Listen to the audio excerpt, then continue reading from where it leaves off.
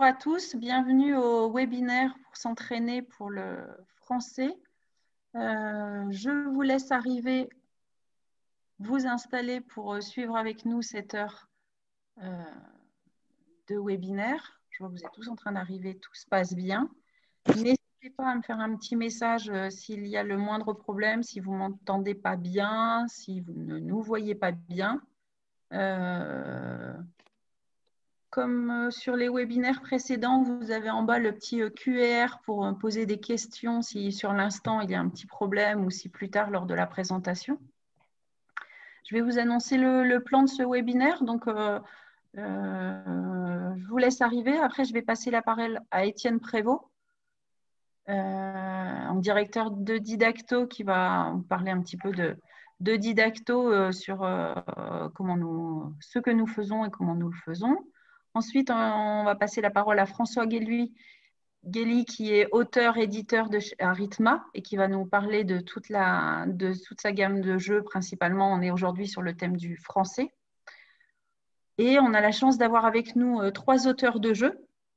On a Claire Lagoda qui est enseignante et auteure, Émilie Fay qui est orthophoniste et auteure de jeux, et Annick Delaunay qui est accompagnatrice scolaire depuis de nombreuses années et auteure de jeux.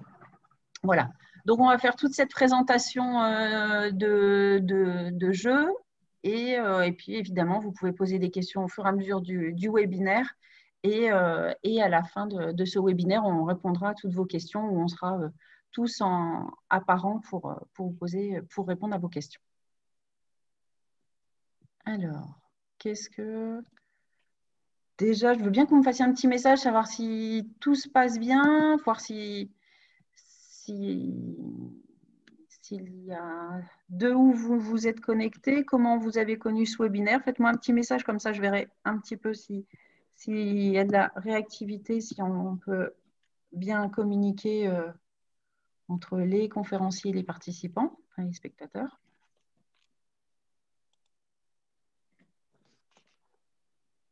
Ah ben non, on n'a pas de message aujourd'hui. Ah bah si, voilà. Ça commence à arriver, donc tout va bien, ils sont fonctionnés, ils sont connectés. T'es OK. Bon bah.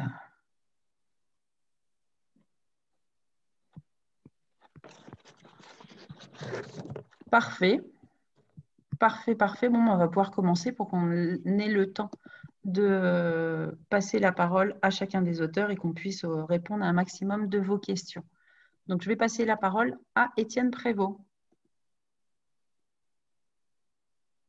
Moi, Sabine, je peux y aller? À vous, Étienne. Allez, bah écoutez, merci à tous d'être là. Donc, on est content de vous voir parce que dans les circonstances un peu particulières que nous vivons en ce moment, il est important de continuer à avoir des interactions, de faire vivre notre milieu personnel et professionnel. Donc, vous, dans votre classe, dans votre école, et nous, de notre côté, évidemment, du mieux possible, notre entreprise.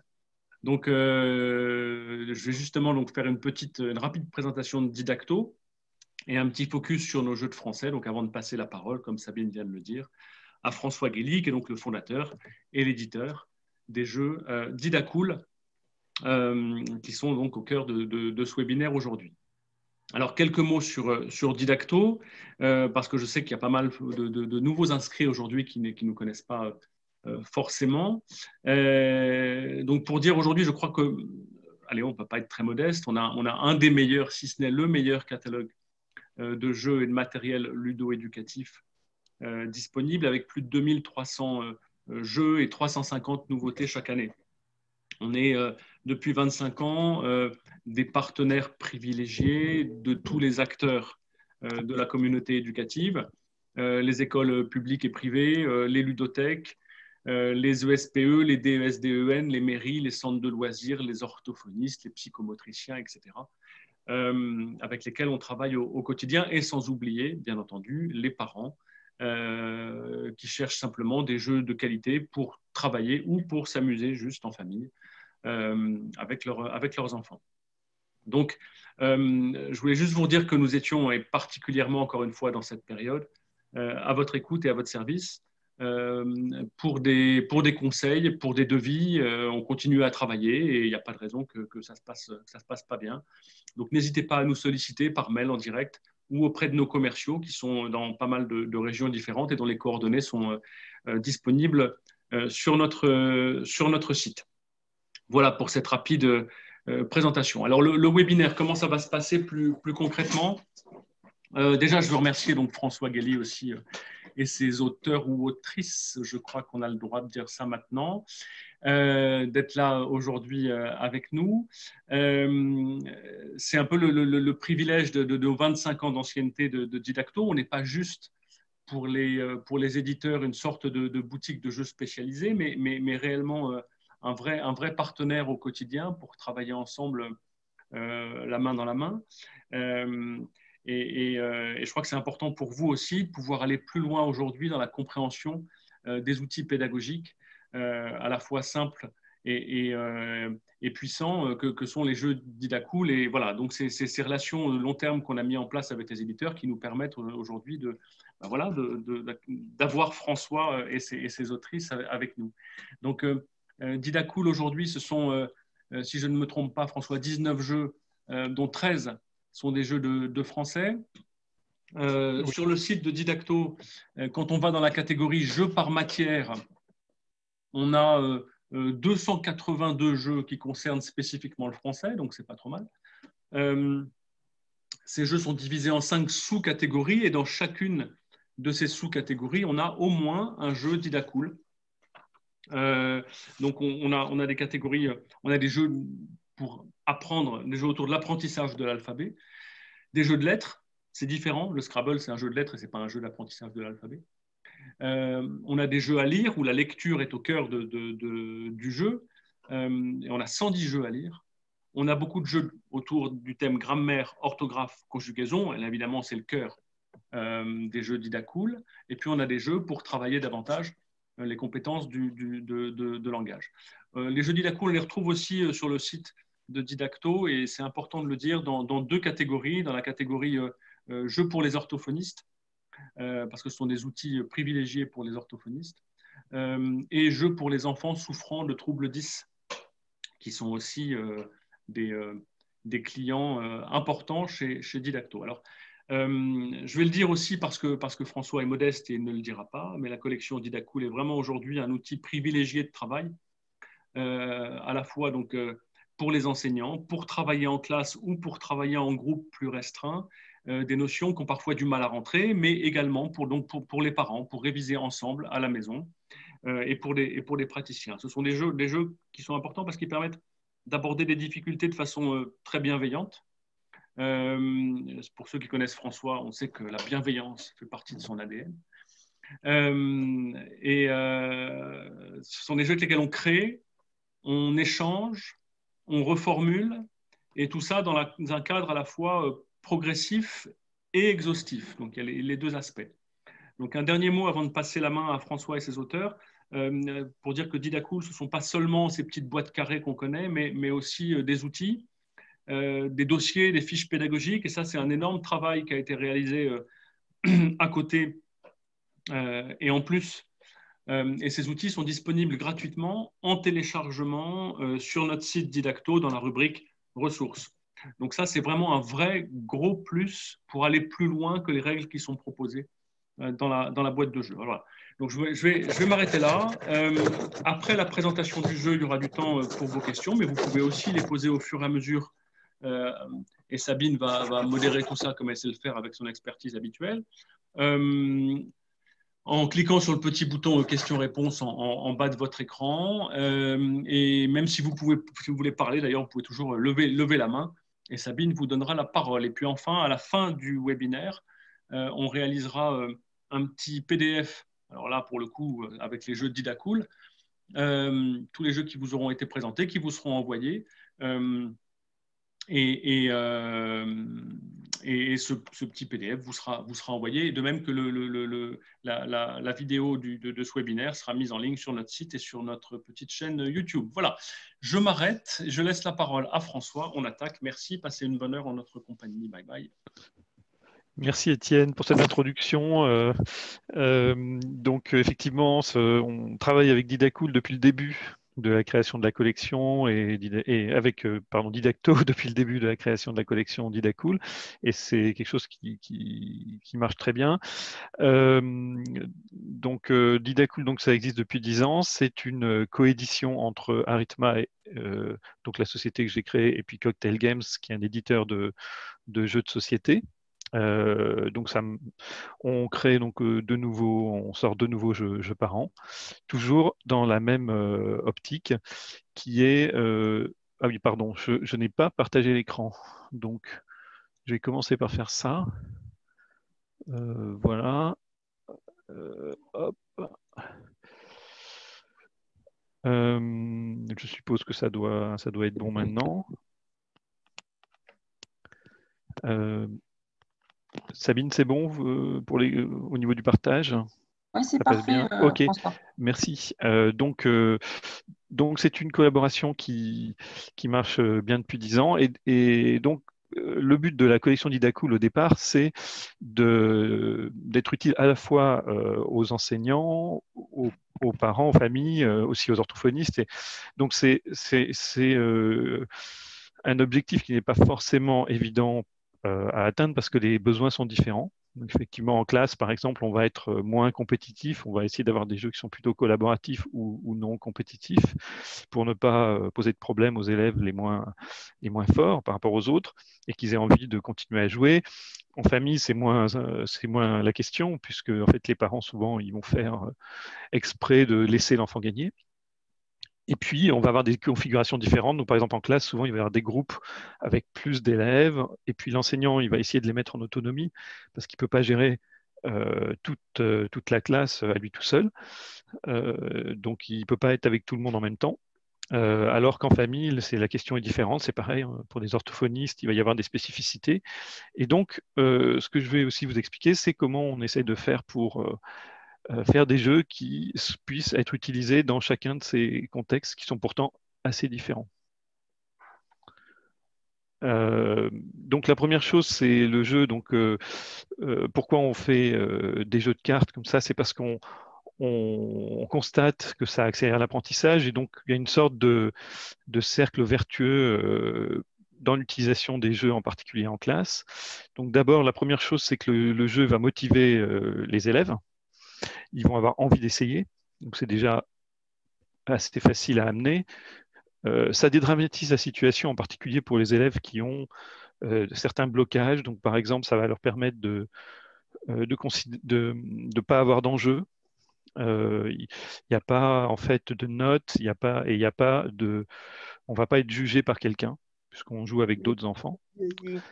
On va pouvoir se concentrer parce qu'une fois qu'on joue, on est bien concentré dans le jeu, à condition que le jeu soit bien fait, qu'il soit amusant, qu'il soit prenant.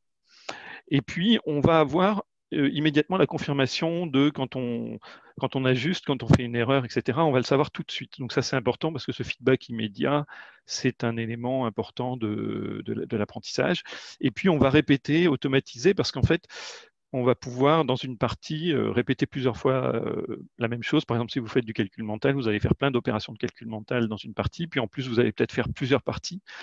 Et on ne s'ennuie pas, en fait, à répéter un peu la même chose pour l'automatiser. Alors que c'est vrai qu'à base d'exercice, ça peut être un petit peu plus ennuyeux. Donc au niveau de la collection, en fait, ce qu'on fait, c'est des jeux de cartes. Pourquoi? Parce que c'est convivial, ça peut s'utiliser partout. On fait en sorte qu'il soit également progressif, c'est-à-dire qu'on va on va travailler en fait une seule notion par règle dans un jeu donné, et puis pour chaque règle, on va avoir des niveaux de progression, donc qui permettent à l'enseignant ou aux parents de s'adapter au niveau des élèves.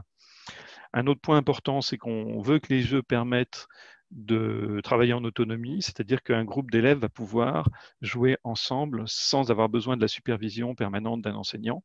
Et ça, comment est-ce qu'on peut faire? Mais d'abord en facilitant la collaboration entre les élèves par la mécanique du jeu, la manière dont il fonctionne, et puis également les possibilités de faire de l'autocorrection, de savoir tout de suite si on a juste ou faux. Donc ça, c'est important pour rendre les élèves autonomes. Un autre point qui est important, c'est évidemment pour que le jeu marche, il faut que ce soit un vrai jeu, donc vraiment ludique, interactif, intéressant. Et en même temps, on a besoin, dans un contexte de classe ou à la maison pour du jeu éducatif, d'avoir des règles très simples, parce qu'on a besoin de mettre ça en place très rapidement et que également les règles, les parties soient courtes pour pouvoir faire des séances qu'on module. Donc ça, c'était un peu tous les points communs, disons, entre les différents jeux de la collection. Et à partir de là, donc ça, c'est donc les jeux de français à l'heure actuelle, donc il y en a 13. Il y a 3 jeux de conjugaison, donc 8 jeux qui sont sur l'orthographe et le vocabulaire, et puis 2 jeux qui sont destinés à préparer à la lecture. Et donc je vais vous les présenter dans l'ordre, en commençant par les jeux de conjugaison, ensuite orthographe, vocabulaire et lecture. Donc les jeux de conjugaison, donc qui ont été créés par Claire Lagoda, qui vous fera donc une présentation tout à l'heure. Conjudingo, donc il y en a 3, Conjudingo CE1, CE2, CM1, CM2.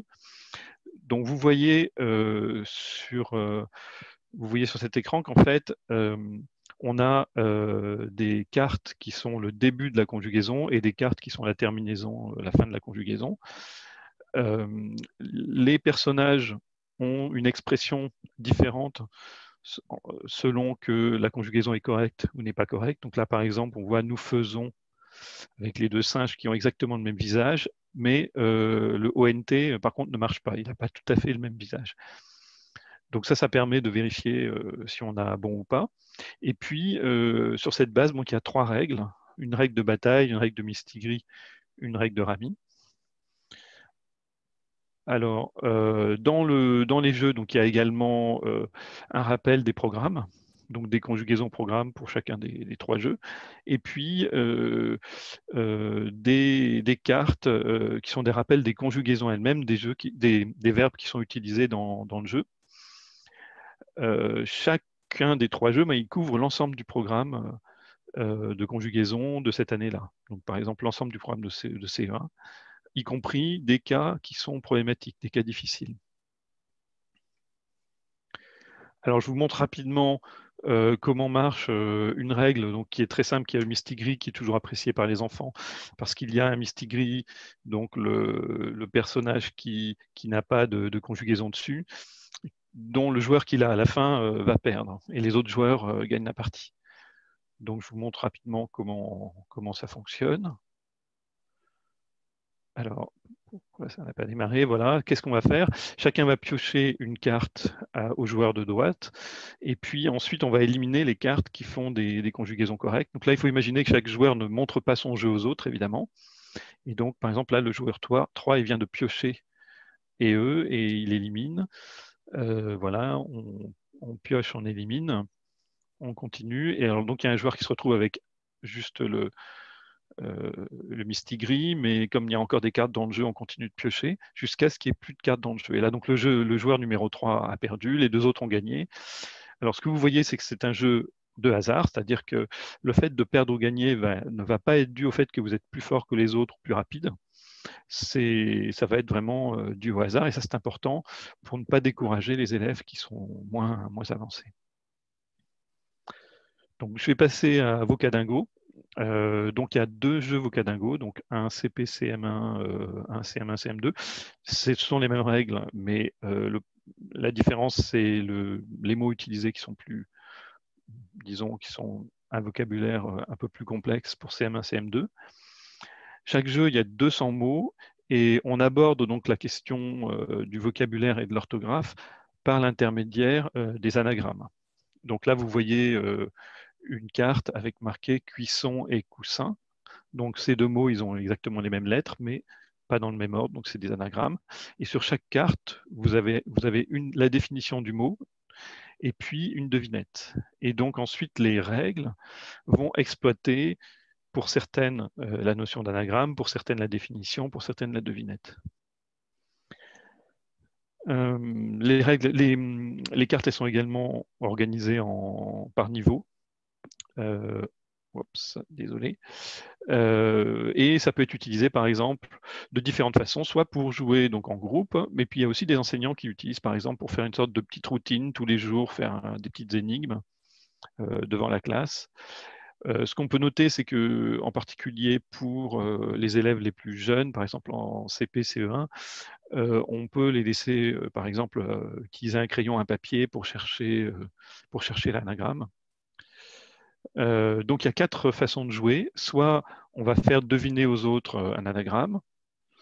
Donc il y a une carte pour chaque, disons, façon de jouer, et on peut les tirer au hasard pour changer de manière de jouer au fur et à mesure de la partie. Donc il y a une deuxième façon de jouer qui est de faire deviner aux autres le mot, enfin un des deux mots, sans utiliser les mots de la définition. Donc là, on va pouvoir mimer ou expliquer en utilisant d'autres mots. Une troisième manière de jouer qui est devine-moi, donc on va faire deviner à partir de la définition, on lit la définition aux autres et ils doivent trouver de mots. Et puis la quatrième manière, on va tirer chacun des cartes et on va essayer d'inventer des phrases qui utilisent les deux mots qu'il y a sur la carte. Et celui qui a fait la phrase la plus amusante gagne. François, j'ai une petite question. Oui. J'ai une question sur le jeu Conjus Dingo. On me demande si les images des cartes sont-elles vraiment comme présentées à l'écran, et si oui, les élèves ne se concentrent-ils pas plutôt sur l'image que sur le mot? Alors, en fait, par exemple, si on regarde la manière dont fonctionne le Mistigri, en fait, les enfants, ils vont tenir leur carte en éventail et ils ne voient pas vraiment l'image, ils voient plutôt les mots. Ils voient l'image quand ils posent la carte sur la table. Mais avant, tant qu'ils l'ont dans leur jeu, ils ne la voient pas vraiment. Ils voient plutôt, le texte qui est écrit dessus. Mais en pratique, non, on pratique les élèves vraiment quand on essaie, quand on y joue, on voit que effectivement ils utilisent les conjugaisons elles-mêmes. Ne serait-ce que parce que c'est aussi plus facile. Merci. Alors je vais revenir à Orthodingo. Donc Orthodingo, là je suis bien, oui c'est bon. Donc il y a deux jeux Orthodingo CE1 et CE2. Donc là, on aborde vraiment l'orthographe de manière systématique à partir d'un ensemble de difficultés spécifiques qui sont calibrées par rapport à l'année, donc par rapport au CE1, au CE2, etc. Alors là, il y a une liste donc, des difficultés qu'on aborde, mais je ne les ai pas décomposées par jeu. Mais donc, par exemple, on aborde des lettres doubles, des diphtongues, les digraphes, des sons complexes comme i, ion, heure, etc. Des sons qui peuvent s'écrire de différentes manières, par exemple le e, le s, etc. Et les lettres muettes. Et donc, chaque jeu contient 200 mots. Donc, ce sont des cartes qui ont un mot écrit de chaque côté et ensuite qui ont des devinettes, disons des énigmes écrites sur la carte, avec donc 3 règles par rapport à ça, une règle de quiz, une règle de quiz par équipe et une règle de pendu. Alors, je vais vous montrer donc comment fonctionnent les cartes. Donc, donc c'est Émilie Fay, donc qui va vous présenter ça un peu plus tout à l'heure, donc qui a créé ce jeu. Donc la première devinette que vous avez, c'est lié à la difficulté orthographique que l'on cherche à travailler avec cette carte. Donc là, par exemple, étrange, ben, le G, il s'écrit avec un G et pas avec un J. Deuxième devinette, donc c'est une devinette en rapport avec la phonétique ou l'orthographe du mot, mais qui n'est pas forcément la difficulté qu'on cherche à travailler à cet instant-là. Et la troisième, donc c'est lié au sens du mot, et les devinettes sont de plus en plus faciles. C'est-à-dire que quand on arrive à la troisième devinette, normalement on doit trouver le mot. Et d'autre part, on a une aide qui est la silhouette du mot qui est de l'autre côté de la carte. Donc là, on voit par exemple qu'on a la silhouette du mot casque sur le mot étrange, donc qui est de l'autre côté. Donc la carte, elle a étrange d'un côté et casque de l'autre. Et donc les règles elles vont consister, par exemple, s'il y a deux groupes d'élèves, il y a un groupe de chaque côté de la carte, et puis ils vont lire les premières devinettes aux autres.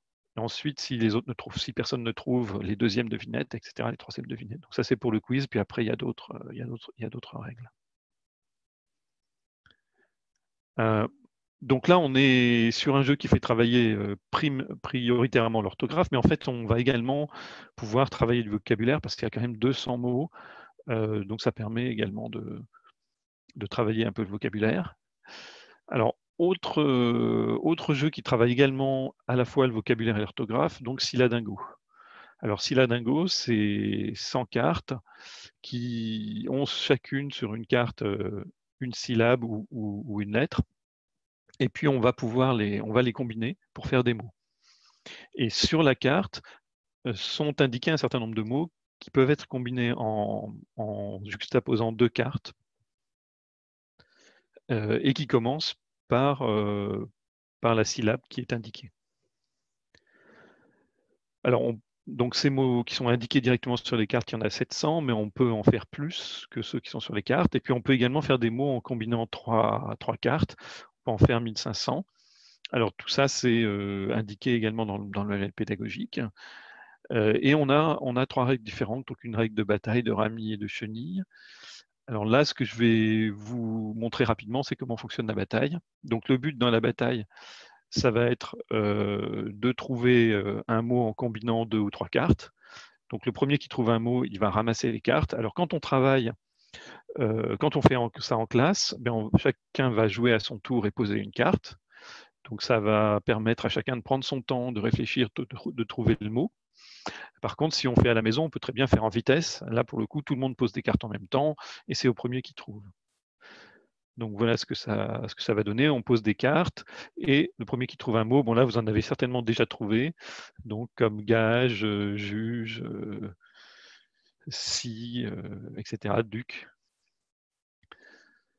Alors deuxième règle, la règle du rami. Donc là ce qu'on va vouloir faire, c'est constituer dans son jeu. Donc là on a des cartes en éventail, chacun a des cartes en éventail à 6 cartes et chacun va essayer dans son jeu de trouver des mots. Alors, on gagne, on a fait rami quand on a 3 mots de 2 cartes ou 2 mots de 3 cartes.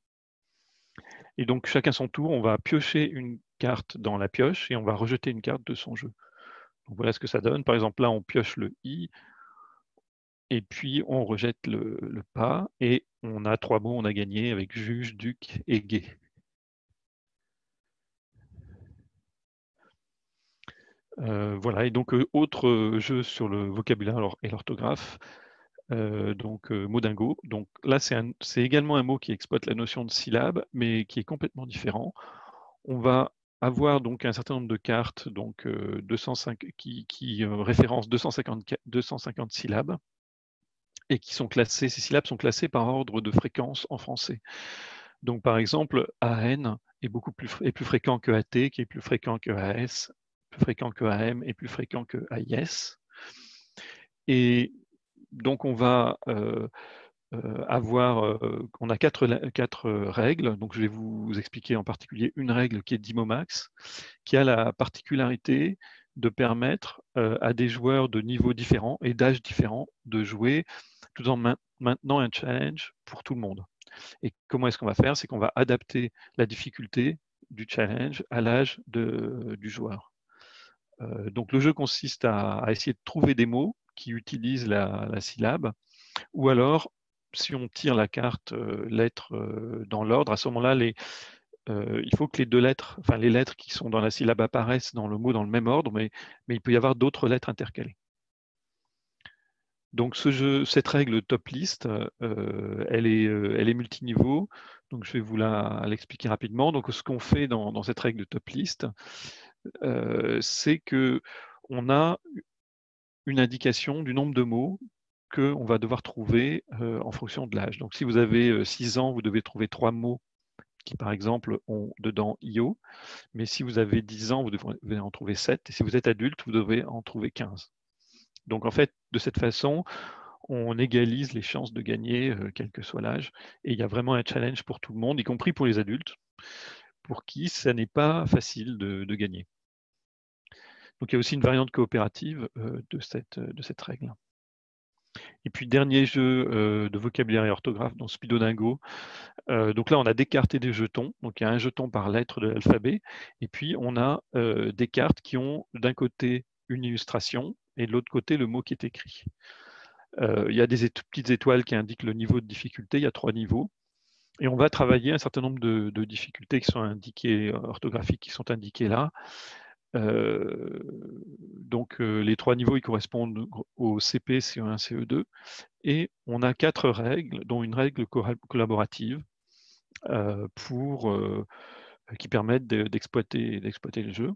Alors un point qui est intéressant également, c'est que le jeu il est indiqué à partir de 6 ans, mais en réalité, si on utilise... alors l'idée dans le jeu à la base, c'est qu'on va utiliser les cartes du côté où il y a l'illustration.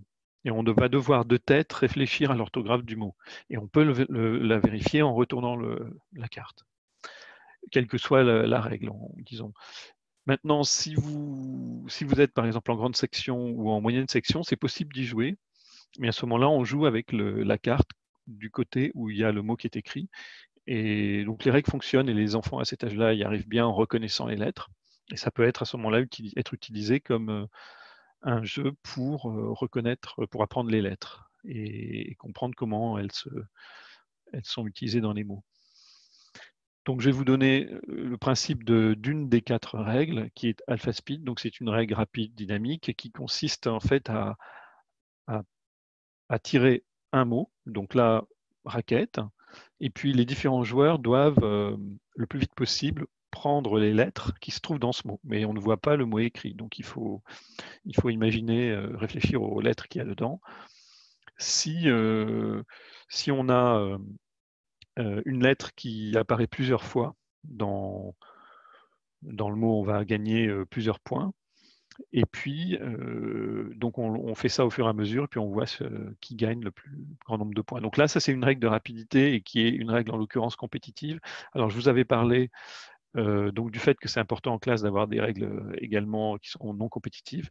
Donc sur les 4 règles dans Speedo Dingo, mais vous avez aussi des règles non compétitives où en fait la difficulté va soit la difficulté va s'équilibrer entre les joueurs parce qu'il y a un mécanisme de compensation un peu inclus dans la règle, soit il y a également une règle coopérative. Donc là, je n'aurai pas le temps de vous décrire ça, mais il y a donc des règles à la fois qui conviennent bien à un environnement, disons, à la maison, puis d'autres en classe.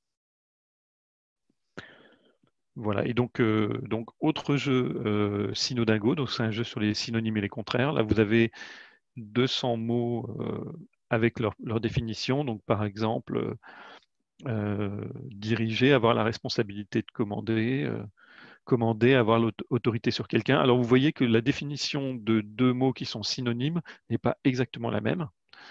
Donc les synonymes, évidemment, ce n'est pas des mots exactement identiques. Et puis, vous avez les mots qui sont des contraires de ces 2 synonymes, diriger, commander, donc exécuter, obéir. Donc l'ensemble en fait du jeu est constitué de quadruplés, on va dire, de séries de 4 cartes qui sont synonymes et contraires entre elles. Ensuite, il y a donc 6 règles qu'on va pouvoir, avec lesquelles on va pouvoir jouer avec ces cartes. Donc là, je ne vais pas vous en dire trop plus sur ce jeu en particulier parce qu'on n'a pas beaucoup de temps.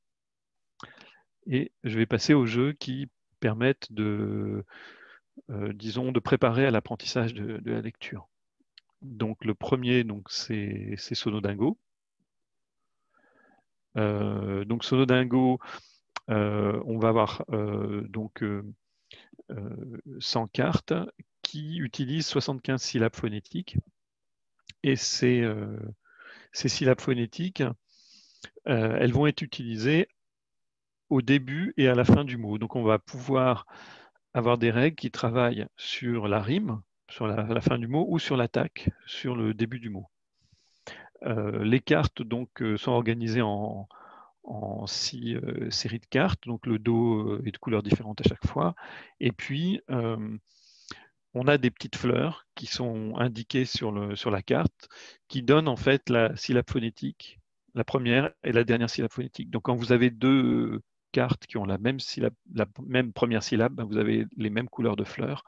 Et là, donc par exemple, c'est le cas ici de corbeille et corbeau qui ont le même début, la même première syllabe phonétique. Et puis corbeau et robot qui ont la même syllabe phonétique à la fin, donc qui riment, tout en ne s'écrivant pas pareil. Donc c'est vraiment des syllabes phonétiques, pas des syllabes orthographiques. Donc là c'est pareil, on va avoir des petites règles simples de bataille, mistigris, rami, comme on a vu avec par exemple Conjudingo ou comme on a vu avec Syladingo. Et puis dernier jeu, donc l'Irodingo. C'est également le dernier jeu que nous avons publié. Donc le but de l'Irodingo, c'est d'apprendre la prononciation la plus courante, le son le plus courant associé à chaque lettre de l'alphabet, et y compris au « et ». Donc on va avoir 27 cartes lettres et puis 27 cartes mots. Et donc chacun des mots correspondant à une carte lettre, il commence par cette lettre. Et la prononciation de cette lettre dans le mot est celle qui est la plus couramment utilisée. Donc, par exemple, T comme tigre. Et puis, on pourra avoir d'autres exemples après. Donc là, on a des règles qui conviennent bien pour des enfants de grande section ou de CP, donc des règles de mémo, de loto. Donc, on a une règle qui est chercher, trouve, les deux font la paire, etc. Je vais vous montrer ça rapidement. Les cartes sont organisées par niveau. Il y a 4 niveaux en fonction de la difficulté à prononcer ce son-là pour les enfants à cet âge-là. Donc, pour vous montrer, donc, par exemple, la règle, les deux font la paire. Donc, on va étaler des cartes mots à face cachée sur la table. Il va y avoir une pioche avec les cartes lettres. On retourne une carte lettre et on va chercher, en fait, et on va retourner également une carte mot et on va pouvoir, disons, les gagner si jamais elles correspondent. Donc, par exemple, G et gâteau. Donc, il y a aussi une règle de mémo. Donc, c'est la même chose, mais cette fois-là, les cartes lettres et les cartes mots, elles vont être mélangées sur la carte comme dans un memory. Donc, autre règle, la règle chercher-trouve. Cette fois-là, on fait donc, disons, c'est toujours disons, c'est le même principe dans le sens où ce sont les cartes mots qui sont étalées, mais cette fois-là, elles sont visibles. Donc, on va retourner par exemple un T, et cette fois-là, ça va être tous les joueurs qui cherchent. Donc, c'est le plus rapide qui va trouver la correspondance. Et puis, dernière règle, donc la règle auto-bingo. Donc, cette fois-là, chaque joueur va avoir une série de cartes, donc de cartes mots. On va retourner au fur et à mesure des cartes lettres. Et donc, chacun cherche dans son jeu s'il a la carte correspondante. Donc, par exemple, on retourne le T, il y a un des joueurs qui a gagné tigre, P, etc. Et donc, comme dans les lotos ou les bingos habituellement, en fait, le premier qui a terminé sa grille a gagné. Et là, vous voyez également que c'est complètement une question de hasard. C'est-à-dire qu'il ne va pas y avoir, ça va pas être un joueur meilleur que les autres qui va gagner, ça va être simplement celui qui aura la chance que le tirage lui soit favorable. Donc voilà, j'espère que je n'ai pas été trop long, quoique c'était un peu long quand même. Donc, une chose importante, c'est que pour chaque jeu, comme l'a dit Étienne, il y a un manuel pédagogique que vous pouvez télécharger sur le site de Didacto ou également sur le site Arithma. Donc, pour vous donner une idée de ce qu'il y a dedans, très rapidement, je vais vous montrer vite fait donc, le manuel, par exemple, de Syladingo. Donc, vous avez des tableaux récapitulatifs sur les cartes, le matériel présent, les notions travaillées. On a un rappel donc, des règles du jeu, mais également des nouvelles règles proposées et des conseils également d'utilisation en classe. Et On va avoir également disons des compléments. Donc là, par exemple, on a des mots supplémentaires qui ne sont pas écrits sur les cartes. On a également la série des mots qui peuvent être créés en combinant 3 cartes avec Siladingo. Donc, et à la fin, on va avoir les règles sous forme de posters. Donc là, vous avez des posters A4 que vous pouvez imprimer et afficher en classe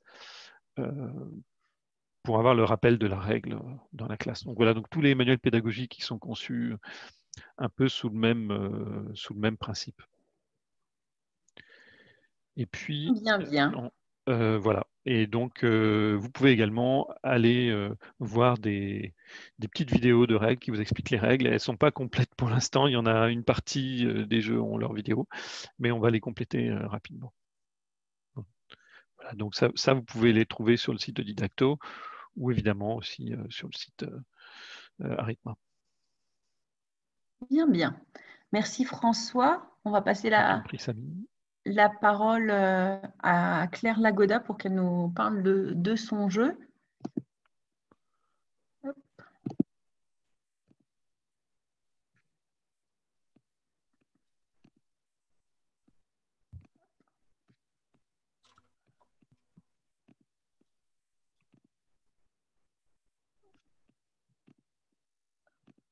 Voilà Claire.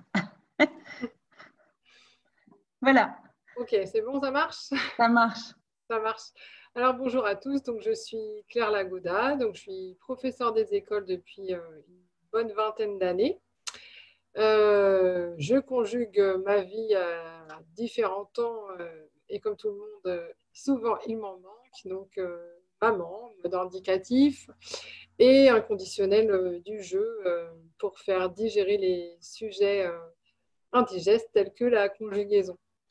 Alors en fait, le jeu de Conjudango est parti d'une situation réelle qui m'est arrivée donc à l'invention des stages de remise à niveau au début des années 2010, c'était 2009, 2010, je ne sais plus très bien.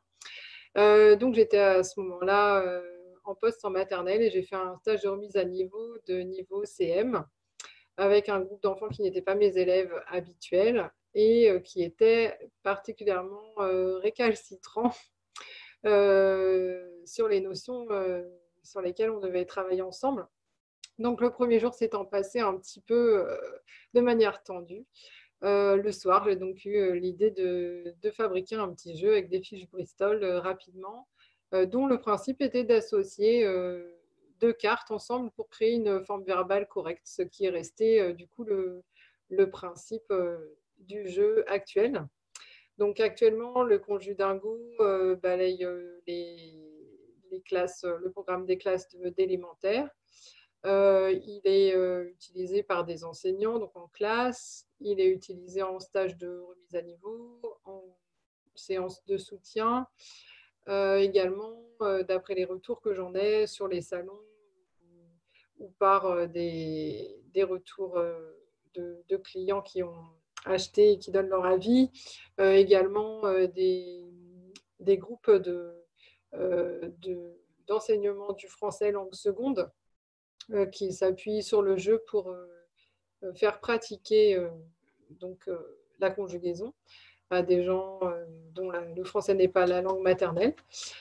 Ce jeu, donc, je l'ai pratiqué dans différentes situations, donc en famille, bien sûr, en soutien scolaire aussi, en cours particulier, il est également utilisé et c'est vrai que les retours que j'en ai, c'est que la conjugaison, c'est rébarbatif, c'est peu amusant et que du coup, ça fait une façon d'éviter les conflits et d'avancer dans le cadre privé. Et au niveau de la classe et des séances d'orthophonie, ce jeu donc, est apprécié par rapport à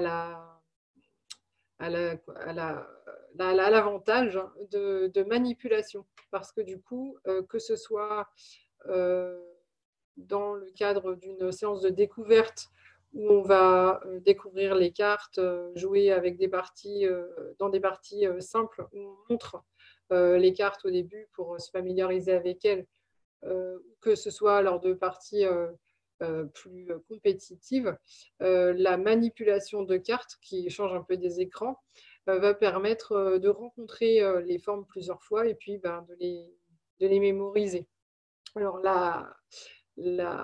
vraiment la façon de jouer qui plaît le plus, c'est le Mistigris, dont vous a parlé tout à l'heure François. Petit personnage qu'il ne faut pas avoir en main à la fin de la partie. Voilà. Et également la bataille qui reste un grand classique des jeux de cartes, facilement mis en place. D'ailleurs, pour moi, l'avantage du jeu, c'est surtout le fait de pouvoir faire une mise en place très rapide.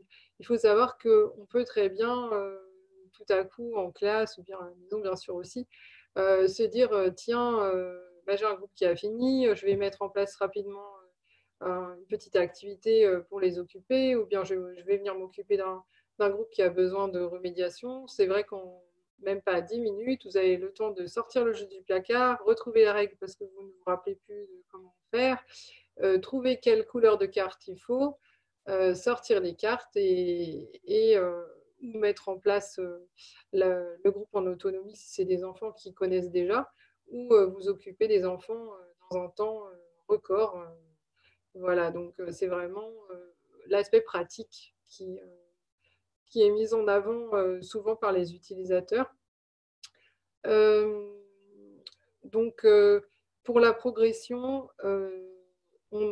c'est vrai qu'on a nommé les jeux Conjus Dingo, CE1, CE2, CM1, CM2 par rapport au programme scolaire, mais en stage de remise à niveau, j'utilise très bien le jeu CE1 pour commencer. D'abord parce que les temps utilisés dans le jeu du CE1, donc le présent, qui commence par le présent des auxiliaires du premier groupe, le présent aussi du troisième groupe, le futur simple et le passé composé du premier groupe, c'est la base. Donc en fait, on va commencer par reprendre certaines choses du CE1 qui sont évidemment au programme du CM. Après, donc, c'est vrai que c'est intéressant pour un enseignant du CM1, CM2 d'avoir les 3 boîtes. Voilà. Que dire encore? Je pense que le côté ludique, vraiment, c'est ce qui a le plus d'effet sur les progrès des enfants. Et enfin, que le confinement qui prive parfois les enfants de moments de classe momentanément, parce qu'il va y avoir des septaines, des quarantaines de 7 jours, ou des moments où l'enseignant lui-même n'est pas là, etc., les parents vont pouvoir avoir un outil qui va les rassurer parce qu'on a tout le cadre aussi des petites cartes qui sont dans le paquet et qui rappellent la conjugaison entière en cas de doute. Il y a le manuel pédagogique qui est disponible pour tout le monde, hein, c'est du grand public. Sur le site d'Arithma, on peut télécharger complètement le manuel. Voilà, on va pouvoir mettre en place dans un cadre sécurisant des petites parties pour redonner confiance aux enfants dans le cadre de difficultés, ou alors aller un petit peu plus loin, pouvoir déjà aborder la suite du programme et renforcer les acquis. Voilà. Parfait, merci beaucoup Claire. On va donner la parole. Donc là, je n'ai pas vu de questions particulières sur la prestation. Peut-être qu'on aura les questions après.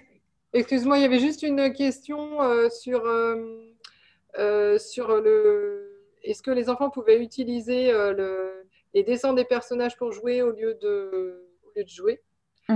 Cette question est souvent abordée en salon. Et en fait, non, les enfants, ils vont peut-être faire une ou deux parties comme ça, mais ça manque d'intérêt, donc ils vont s'en détourner rapidement. Mais ça va permettre, dans le cadre familial, avec un petit frère du CP, de pouvoir jouer quand même, par exemple, au CE1 ou au CE2, parce que lui, même si ne sait pas tout lire, il pourra regarder les dessins et participer aussi, et puis faire progresser l'aspect langagier oral de la conjugaison. Voilà. Merci. Ok, parfait. Merci beaucoup, Claire. On va passer la parole à Émilie. Bonjour. Alors, mon partage d'écran fonctionne bien? Ouais, parfait. Du coup, je m'appelle Émilie Fay, je suis orthophoniste depuis une belle dizaine d'années. Et j'ai réalisé avec François le jeu Orthodingo qui s'adresse évidemment aux enfants. Et ce sera donc des élèves de CE1 ou CE2, puisque les deux boîtiers existent, avec ou sans difficulté d'apprentissage. On peut également proposer ces jeux à des enfants qui seraient plus âgés, mais dont le niveau d'acquisition du langage écrit pourrait correspondre comme ça à un niveau de CE1 ou CE2.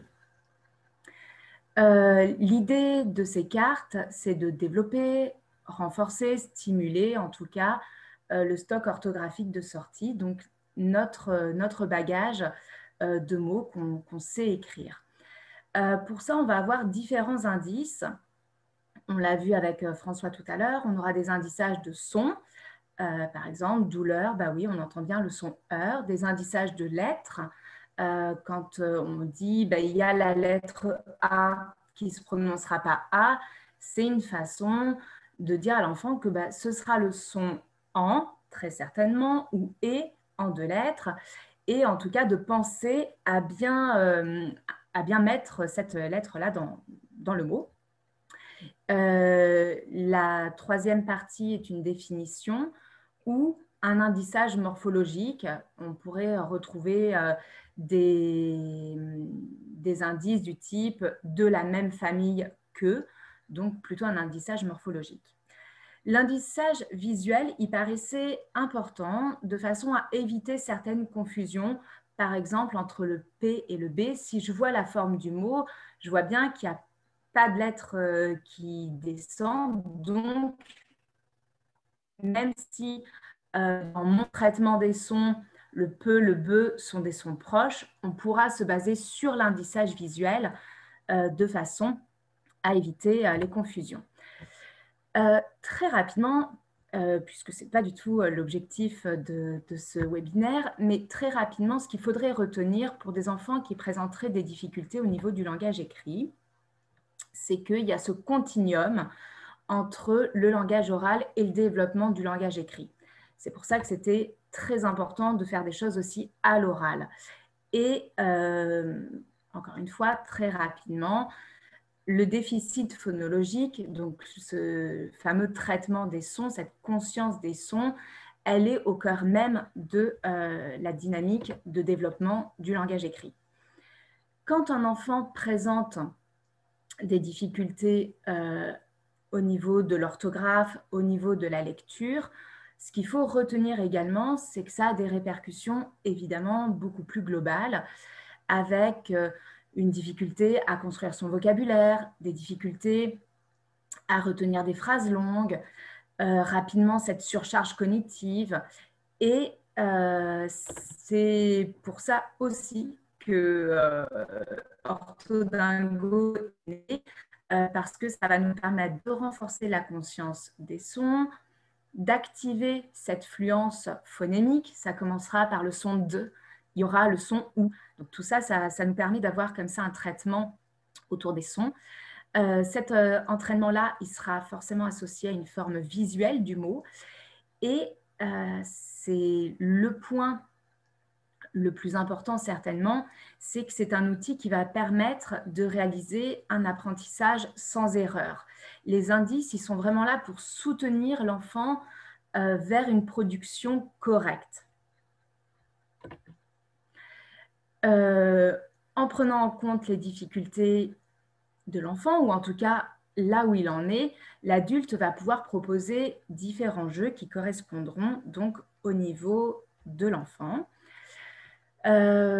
François nous a parlé tout à l'heure des différentes règles. Maintenant, votre enfant, si vous êtes parent, ou les enfants de votre classe, il y en a forcément qui vont présenter peu de vocabulaire, une mémoire qui ne sera pas optimale, qui ne pourra pas permettre de retenir forcément les indices. une certaine timidité, une inhibition, au contraire une grande agitation, impulsivité.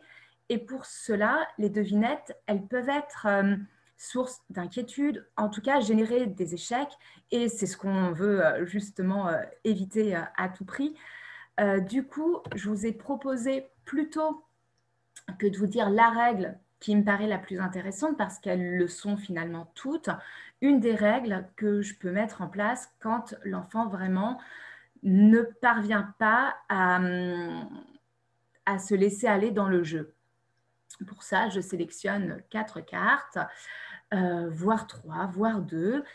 Je lis avec lui les différents mots qui sont écrits, barbier, champagne, banque, chapiteau. Et puis, on propose les indices oralement. Il n'a pas forcément à les lire.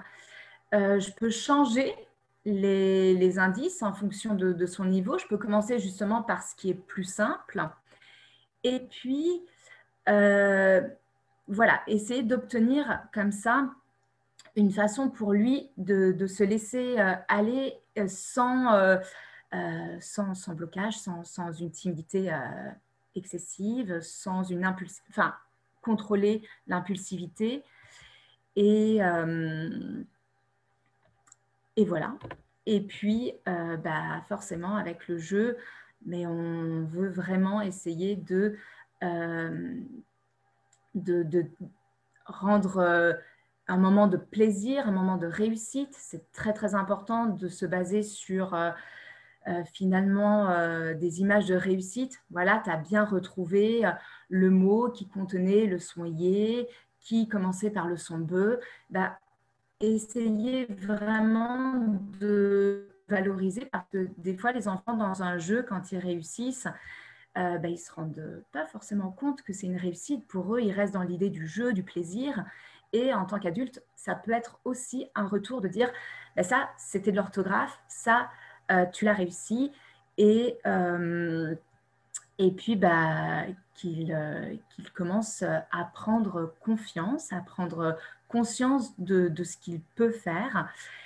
Et voilà, alors j'en suis navrée, très rapide en voyant l'heure qui passe et les intervenants qui restent. Donc, je ne sais pas s'il y a des questions. Je n'ai pas de questions particulières de noter pour l'instant. Donc, on va...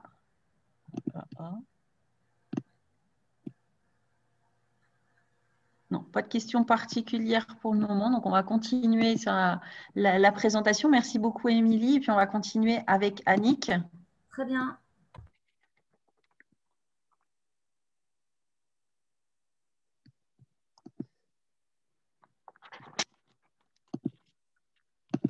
Oui, Annick. Voilà, Sabine, voilà, je suis prête. On vous écoute, merci. Oui. Je me présente, je suis bien Annick Delaunay. J'étais mariée à Jean Delaunay, professeur technique section bois. Nous avons eu un garçon et 2 filles. J'ai appris à connaître d'abord la Bretagne, puis ensuite l'Eure-et-Loire, 35 ans, la Bretagne 7 ans. Je suis revenue pour la retraite dans mon pays natal de Beaujois, en Maine-et-Loire, en 2002. Alors, au niveau de mon expérience auprès des enfants, je l'ai eue comme remplaçante dans les classes de primaire, mais surtout comme accompagnatrice scolaire. J'ai commencé en 1980. J'avais obtenu un agrément pour être famille d'accueil d'une petite fille que j'appelle Mélanie. Mélanie donc commençait à l'école de notre village un 3e CP. Son instituteur à l'époque, au mois de novembre, m'annonce qu'il ne pourra pas la garder compte tenu de ses problèmes de comportement et ses difficultés à apprendre. Il faudra l'orienter vers un IMP, me dit-il. Je lui propose de m'en occuper sérieusement pendant les vacances de Noël. Si Amélie ne peut vraiment pas progresser, bien sûr, je l'accompagnerai dans sa nouvelle orientation. Mélanie ne pouvait pas être attentive plus de 5 minutes. Passé ce temps, elle se laissait glisser lentement sous la table. Voyant cela, j'imaginais et inventais un jeu de lettres de façon à la déconnecter des habitudes scolaires qui, visiblement, la bloquaient. Je lui proposais aussi un minuteur qui sonnerait au bout de 5 minutes et lui donnait la possibilité de faire ce qu'elle voulait, dans une certaine limite, bien sûr. 5 ou 6 jours après, Mélanie me dit « Mais qu'est-ce que tu veux que je fasse avec 5 minutes ?» C'était encourageant. Elle était davantage motivée. Mélanie s'est détendue. Elle est devenue plus réceptive et en collaboration avec son instituteur, Mélanie a su lire à la fin de l'année scolaire comme les autres enfants. Vous pensez de notre grande joie à tous les deux. Voyant les résultats obtenus, des parents se sont adressés à moi pour que j'aide leurs propres enfants à parfaire leur apprentissage de la lecture. Ne pouvant pas répondre individuellement à toutes les demandes, il m'est venu l'idée de faire sortir, avec l'aide d'un imprimeur local, 1000 exemplaires de mon prototype de jeu et d'initier les familles pour qu'elles puissent elles-mêmes aider leurs propres enfants. Un petit nombre d'enseignants se sont intéressés à ce jeu malgré la pleine période de la méthode globale. Et mon jeu était plutôt basé sur la méthode syllabique. Ce premier jeu s'appelle le Loto des lettres. Puis sont arrivés mes petits-enfants en 2002 et 2003. Un garçon, une petite fille. À l'âge de 5 à 4 ans, je me suis amusée à leur faire un autre jeu correspondant davantage à leur âge. C'est alors qu'est né le jeu « Les deux font la paire ». Je les voyais tellement passionnés pour ce jeu que je me suis renseignée auprès des commerçants compétents en la matière qui m'ont dit « pourquoi pas ». Donc, avec l'aide de certains membres de ma famille, je faisais imprimer à nouveau une série de 1000 jeux. J'ai pu les faire connaître par la presse locale, mis en vente dans plusieurs dépôts du département. J'ai fait des animations en bibliothèque municipale. Puis, j'ai participé à plusieurs salons du jeu, La Loupe, Eure-et-Loir et Comme moi dans la Sarthe. Ces jeux ont pour objectif d'aider l'enfant à découvrir d'une façon ludique, joyeuse, bienveillante, mais aussi très efficace, les premiers pas vers l'apprentissage de la lecture. Ils donnent des repères précis pour apprendre les lettres et les sons. Par exemple, la lettre et le son à retenir est toujours placé au début du mot, accompagné de son image. L'enfant, voyant l'image, prononce lentement le mot sous celle-ci et peut isoler le son que représente la première lettre qui est à retenir. Ces repères précis favorisent la compréhension et donc l'autonomie. Ces jeux favorisent aussi la convivialité avec les amis, la famille. Ils ont été testés avec des enseignants en classe, mais François Guély saura mieux que moi vous en parler. Voilà. Merci beaucoup, Annick. Voilà. Intéressant de savoir comment un auteur arrive à en faire un jeu, comment avec son approche personnelle arrive à faire un jeu et à créer un jeu et à le faire éditer. Je ne sais pas si vous avez des questions. On va peut-être tous revenir en caméra pour être visible, pour pouvoir répondre aux éventuelles questions de nos participants. Émilie, on vous voit? Oui, normalement. Oui, ça on vous voit. Claire n'est pas encore arrivée. Et hop. Je fais revenir tout le monde. Je fais l'appel en fait. Il nous manque François, voilà. Il y a François qui devrait arriver aussi. Donc voilà, donc j'ai remis à l'écran tous vos intervenants pour qu'on puisse répondre aux questions. J'ai une première question assez générale. Est-ce que des jeux peuvent éventuellement être utilisés seuls par l'enfant? Je ne sais pas qui veut répondre. Oui, en devinette, forcément. Je pense que, enfin, Claire aussi. Oui, je pense que en effet, tout dépend du niveau, est-ce que il faut juste stimuler les acquis, ou si c'est un enfant qui présente des difficultés. Là, en règle générale, l'autonomie, c'est pas forcément ce qui est le plus facile, mais en tout cas, oui, je pense. De toute façon, la possibilité de manipuler tout seul le jeu, donc par exemple avec peut-être une petite règle de jeu de mémoire, simplement en faisant des paires, en retournant deux cartes qui vont s'associer. Alors dans mon jeu, au niveau de la conjugaison, ça me paraît évident, mais peut-être aussi avec le jeu d'Annick. Et je ne sais pas trop si on peut le faire au niveau des devinettes tout seul, je ne sais pas. En tout cas, au niveau de...